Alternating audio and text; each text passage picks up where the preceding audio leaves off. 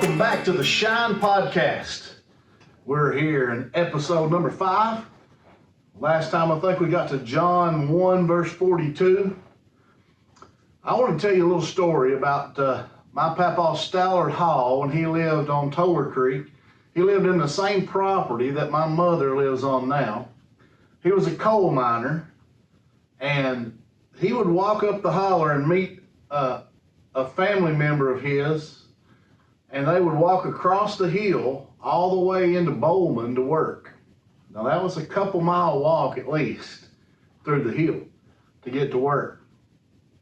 But he would, after about 22 years of the mines going up and down, he heard about the work, all the work that was up north. He headed up north, and he finally ended up at Clyde, Ohio, and worked at Whirlpool, got a job at Whirlpool. Now, the migration of eastern Kentucky people going north, they call that Hillbilly Highway. A lot of people from this area moved north and went to work.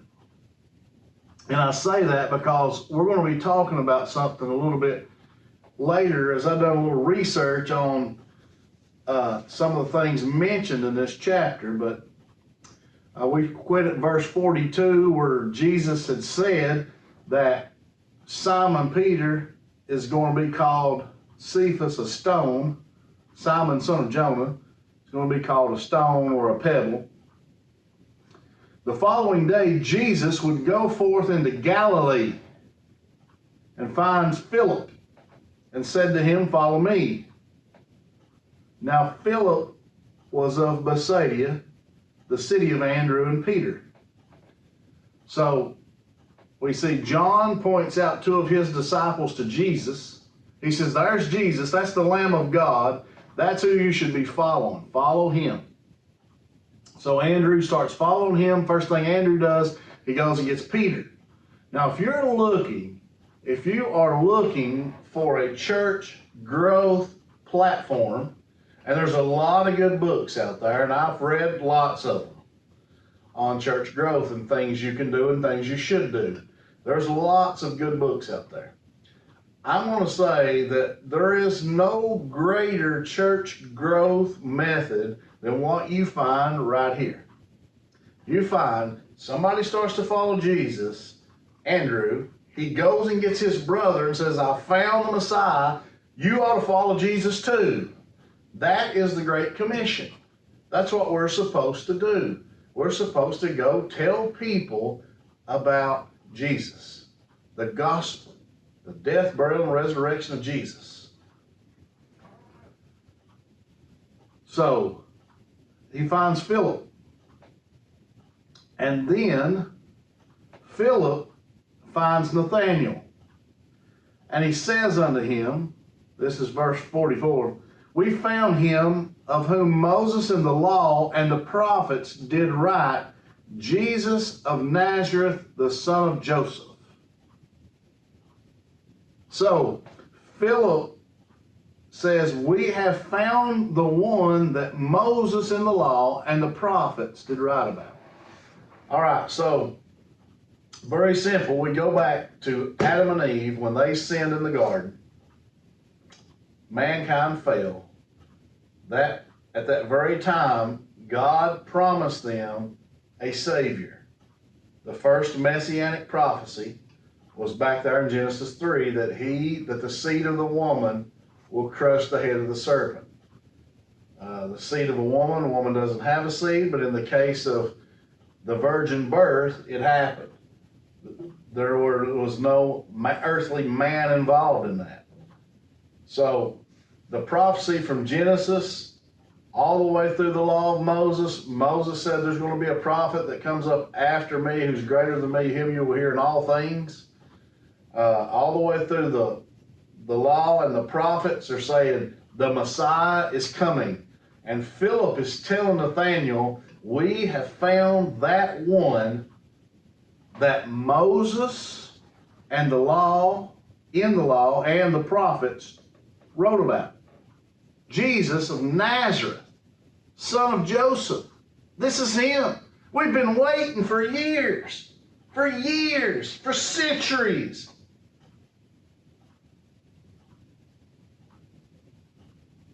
And he's finally here. So what do you think the response is from Nathanael? And Nathanael said unto him, can there any good thing come out of Nazareth? Can there any good thing come out of Nazareth?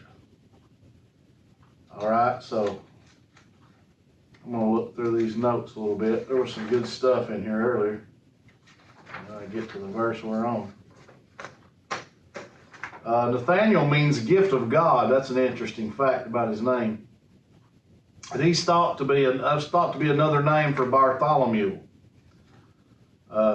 John never mentions Bartholomew, but the other Gospels never mention Nathanael, so it's probable that Nathanael of John is Bartholomew in Matthew, Mark, and Luke.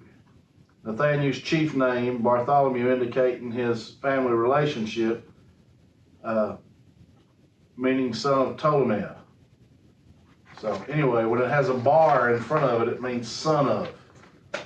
So just like Peter was called Simon Bar Jonah, he's also called Peter and Sepphoris. It's very likely that Nathanael is the Bartholomew. That's just an interesting fact. You can get into all kinds of things when you study the Bible. It's the greatest book ever written. So he says, can any good thing come out of Nazareth? Come see us at Forge Branch. While God and the Bible are the ultimate authority at Forge Branch, we operate under an elder-led leadership structure. We're followers of Jesus who love God and love people in our communities, in our city, and in our world. We're for people in their brightest days and in their toughest moments.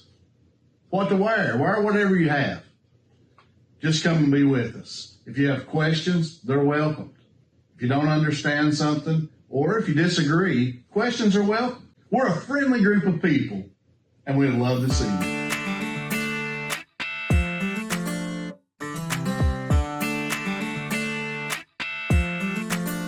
Nazareth was an obscure place, not even mentioned in the Old Testament. It wasn't extraordinary, but maybe that's the reason Jesus lived there. One of the reasons. Well, to fulfill the prophets. But also because it was an obscure place. He didn't come. I mean, here's Nathanael, like a lot of other Jewish people who are looking for the Messiah.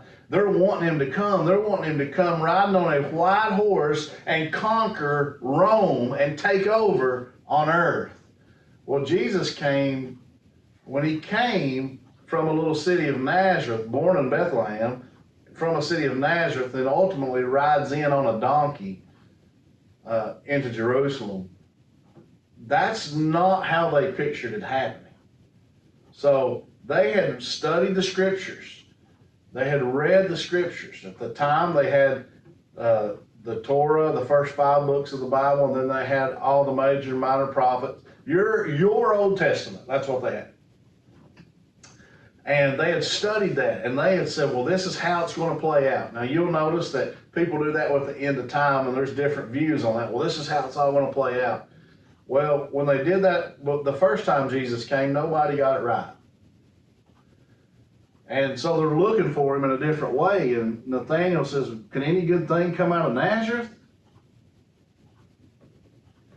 So when you're talking to people about Jesus, one of the first things people do is, they'll bring up an objection. And sometimes people don't want to share their faith because somebody might have an objection. What do you suppose that Phillip did with this objection? Phillip said to him, come and see. Come and see.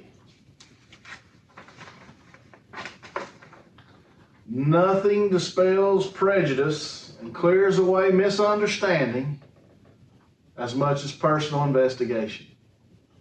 You may be watching this today and say, this is a Bible podcast. I'm a critic. Personally investigate. Come and see. Open it up. Read it. See what it says. Listen, anything I tell you, look it up. The Bereans, reading the book of Acts, the Bereans were more noble than the Thessalonians, in so that they received the word with all readiness of mind and searched the scriptures daily to see whether those things were so that Paul was telling them. You're welcome. Check it. Check what I tell you. So he said, come and see. Well, then Jesus saw Nathanael coming, and he says this, behold, an Israelite indeed, in whom is no guile. Now, why did he say an Israelite indeed, in whom is no guile? Well, we said as we studied the Bible is keep things in context. The last thing he's going to say in this, he's going to reference Jacob's ladder. Okay? Israel was Jacob, whose name was changed to Israel, which Israel means wrestle with God. Well, Jacob's name was a deceiver. And he had deceived. So it had come to be a name to think of trickery or to get advantages for yourself. A real honest, sincere Israelite had become the exception. Now, Nathanael was physically in the lineage of Abraham. That wasn't what Jesus was saying. He's saying you're an Israelite indeed. You are, there's no guile. You're not looking to deceive. You are Abraham's child spiritually. So, he says, can any good thing come out of Nazareth? You ever thought about that? Jesus was born in Bethlehem, and then they fled to Egypt. Joseph and Mary and Jesus fled to Egypt because of Herod. And so they stayed in Egypt for a while. The Gospel of Matthew states that Jesus would be called a Nazarene, fulfilling what was spoken by the prophets. But there is no single specific Old Testament prophecy that directly states this. But by Matthew using the word prophets, plural, he might have meant the combination of the prophetic theme of the Old Testament, not a singular one. Like the term Nazarene indicates a person of humble or despised origin. Since Nazareth was poor, insignificant, Matthew saw Jesus' upbringing there as a fulfillment of prophecies that describe the Messiah as despised or of lowly origin. Isaiah 53:3 or Psalm 22:6. Psalm 22:6, I'm a worm and no man. I mean, it's likely Matthew was summarizing a broader expectation that Jesus' identity will be tied to humble origins, was represented by the association with Nazareth. So, we know that Herod's son had taken over the area, he had taken over the lower area. So when the Bible tells us when Joseph and Mary and Jesus move back, they avoid that. They go on to Nazareth under another jurisdiction of a different son of Herod. So, I think there's another reason that they moved to Nazareth. I mean, all those reasons are true. He's going to be raised in an obscure village. He's going to fulfill the prophets. But sometimes you move to a place because there's work nearby, right? I referenced earlier my grandfather leaving eastern Kentucky to go to northern Ohio to find work. Well, there's a city, Sepphoris, or Sepphoris. I think Sepphoris is how you pronounce it. They had suffered destruction caused by a civil war.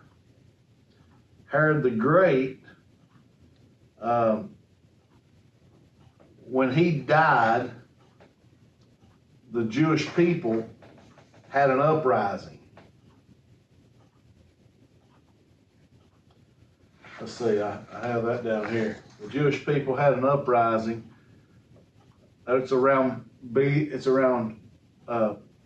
4 AD. So 4 years after the birth of Jesus, Herod the Great dies, and there's an uprising. Well, the Roman forces, they crucified 2,000 Jews along the roads to Sepphoris. It's a mass execution. In other words, they wanted to make a statement. When you go against Rome, this is what happens. Sepphoris was a significant city. It was the capital city of Galilee, and it was being rebuilt at the time. Okay, been torn down, now it's being rebuilt. Flavius Josephus describes Sepphoris as the ornament of Galilee, which suggests the small city was beautifully laid out and rebuilt under Herod Antipas. Josephus also claims that Sepphoris was one of the strongest cities in Galilee. But it was being rebuilt. So let me ask you this. You're moving back from Egypt. You've got to move somewhere. You can't move in this region because you're thinking, well, this is this guy's son and he's a lot like him. Well, this other guy's not as much. He's not over the same territory. He's over a different territory. So I'll go up here because there's work. Many scholars think that Joseph and even Jesus worked in Sepphoris, building this city back. It had a theater in it. They had built a theater, cut it out of a hill. Because Jesus in Mark 6:3 is called a carpenter or a tekton, which is a skilled worker or craftsman, most commonly a carpenter, but also a builder, woodworker, and sometimes even a stonemason. So that's what he did. That's what he was. And that's what he did. So most likely they went there to work. Now, something else interesting about this city. Sepphoris was built on a hill and it was visible for miles away. And you can look it up. You can AI it if you want to. And I want to give credit to where I got a lot of this information. James F. Strange, the University of South Florida, September of 2001, an article he wrote. A lot of the information came from there. Great, it was a great source. But it was a city that was set on a hill, and it was easily seen from Nazareth, especially at night, because it was lit up. So scholars think when Jesus said a city that's set on a hill cannot be hid, that he was talking about Sepphoris. Also, when he said, take up your cross, you remembered all those crucifixions. Man. So that's just an interesting note when he says, can any good thing come out of Nazareth? Maybe that's one of the reasons they moved to Nazareth. Was that right there? Well, that's about all the time we have in this podcast. But we'll see you in the next one.